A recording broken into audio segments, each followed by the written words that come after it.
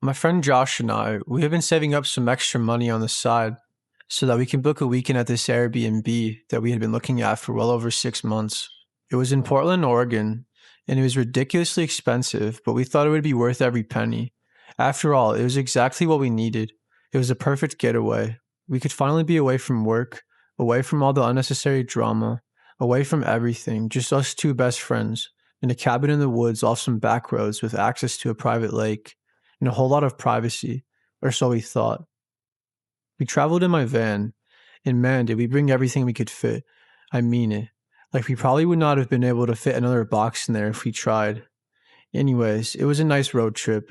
I love road trips, and it was only an hour and 30-ish minutes or so of a drive as well, so not too bad. When we got there, it was just heading into the afternoon, so we unpacked everything real quick and had lunch. Just a couple sandwiches and chips. We were trying to decide what we wanted to do for the day. I told Josh I was really looking forward to going out on the boat so we could cruise and probably go fishing as well.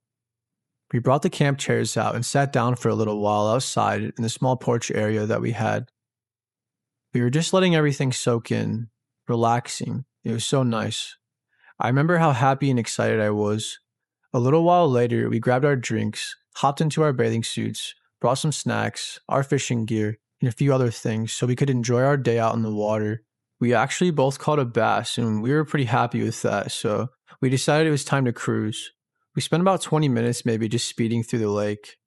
We wanted to get back home soon though, so we could get ready for dinner and figure out what else we wanted to do while we still had some daylight left.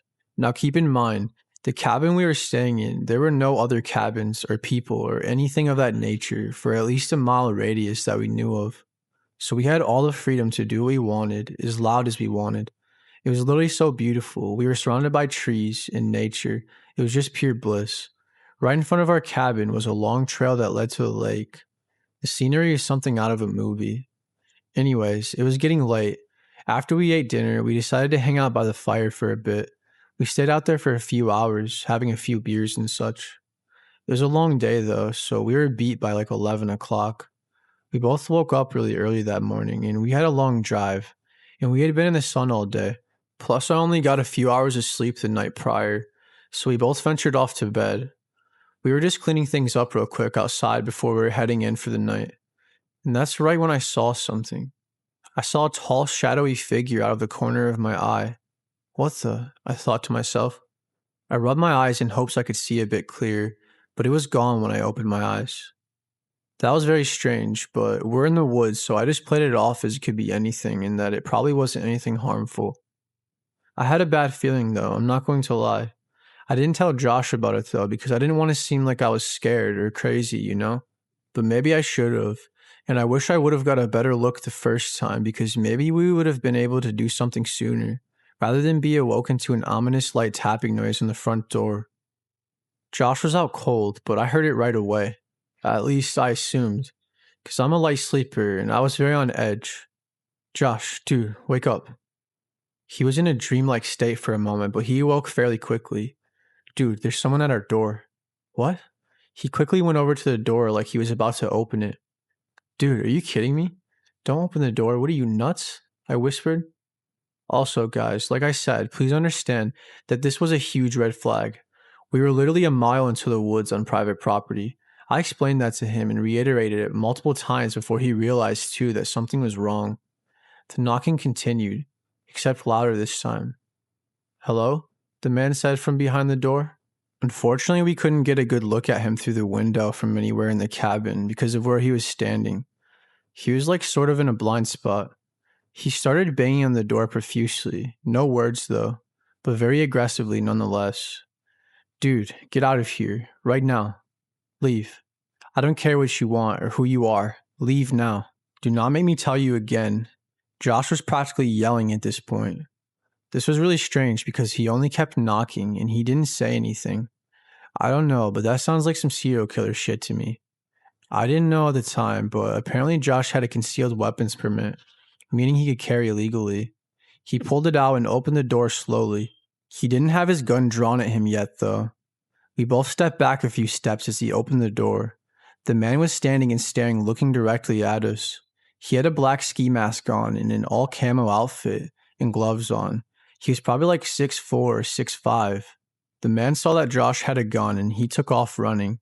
Josh kind of followed after him a bit and yelled at him not to come back, or next time you won't be able to run away, he yelled. I kind of started having a panic attack a little. Dude, that guy was absolutely nuts. What the hell even was that? We couldn't believe that just happened. I'm not sure if he was trying to prey on someone who he thought was alone, or if he was just trying to rob us, or if he was only just trying to scare us, or who knew what he wanted. But we ended up staying the rest of our time there at the Airbnb because we already paid for it and we didn't want to let some jerk ruin it for us. We didn't think he was coming back anyways. I mean, it wouldn't be very smart of him to do so. We enjoyed the rest of our time there, a little bit more on edge than usual, but he never came back. When I was in college, I was on the wrestling team. We would usually all travel together in small groups, but I had to travel by myself this one particular time. So I ended up getting an Airbnb by myself. It wasn't my first choice, but it was either that or I wouldn't have been able to make it to my tournament. I met the host at the small one bedroom loft that I was staying in. He was a man maybe in his late 40s, quite tall, and was balding. He showed me around and he honestly seemed quite nice. He left shortly after and I was just getting settled in. I didn't do much besides order DoorDash and watch TV, as I had a big day tomorrow, so I wanted to make sure I had enough rest. Fast forward to around 10:30 p.m. I was just getting ready for bed. I heard some strange noises outside, and then someone talking. I couldn't make out what was being said, as it was very muffled sounding. I didn't think too much of it, and I forgot about it a few minutes later. I left the room I was sleeping in for the night so I could get a drink of water and use the bathroom before I went to sleep.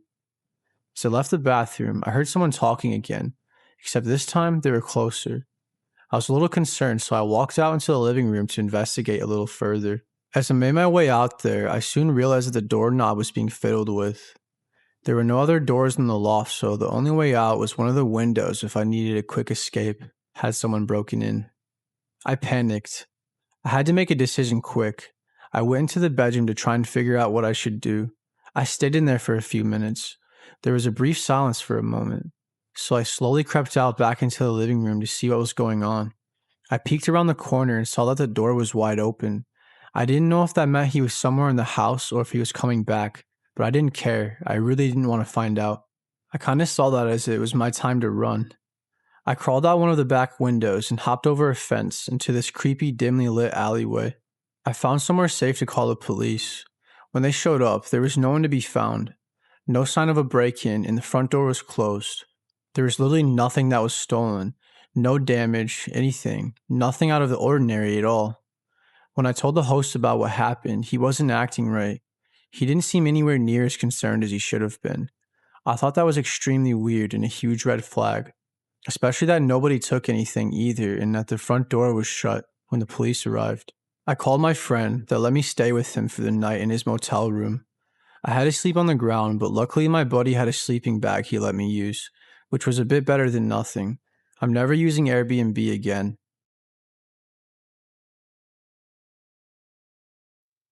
I travel a lot, sometimes with friends and family, but often I travel alone. Some people think it's weird, but it's one of my favorite things to do.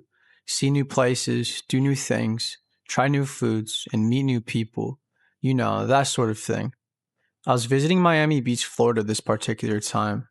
I rented out this Airbnb nearby. It wasn't anything super fancy and it was quite small, but it was decent inside, like I said. It was nothing out of the ordinary though. It definitely wasn't the most upkept or clean like in the pictures either, but it was alright.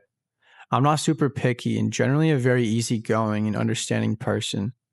It did bother me just a bit, but I forgot about it shortly. I actually ended up doing some cleaning when I got there because I'm kind of OCD and I like things to look nice and neat. Everything was completely normal.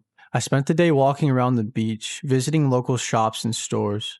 I went to this Italian restaurant and I really enjoyed myself. It was a normal day, nothing out of the ordinary at all whatsoever. Before bed, I like to read usually. It helps me get relaxed, and plus, I just love reading. It was just like any other night. The only difference was I was in a different area. I heard a strange beeping sound as I was dozing off. It wasn't super loud, but it was loud enough to where it alarmed me and it slightly triggered my fight or flight mode for a brief moment upon awakening. I couldn't tell where it was coming from. It started beeping more. It was like once every 15 to 20 seconds or so. I thought it might have been the fire alarm or something because sometimes when a fire alarm is low on batteries or something's not right with it, it will beep constantly every 20 seconds or so until it gets the attention it needs. So I went out in the living room area to find the fire alarm. I soon found out quickly that that noise most definitely wasn't the fire alarm because I kept hearing the noise and that's not where it was coming from. I learned that it was most definitely coming from the bedroom. I was very quiet so I could listen to where it was coming from exactly. As I started getting closer, all it took was a few more beeps before I found what I would soon find to be the most uncomforting and disturbing thing that has ever happened to me. There was a teeny tiny camera lens that was poking through the wall at the top left corner of the bedroom. It must have been rigged inside of the wall somehow. I don't know, but I freaked out immediately and left the bedroom, went out into the kitchen, and I started pacing back and forth. I started getting rightfully worried that there were other cameras in the house. I searched everywhere for more. I found three more. One in the living room, and I'm not kidding, there were two more in the bathroom. One was pointed at the shower inside of it, and one was pointing outside of the shower. I felt so violated. I couldn't stand another second of being there. I called my mom, bawling my eyes out, and then my husband. They told me I needed to leave. I gathered my things and got out of there as quickly as possible. I worried that if whoever put those cameras there saw that I found out about them, that they would try to come here and hurt me or something before I could leave.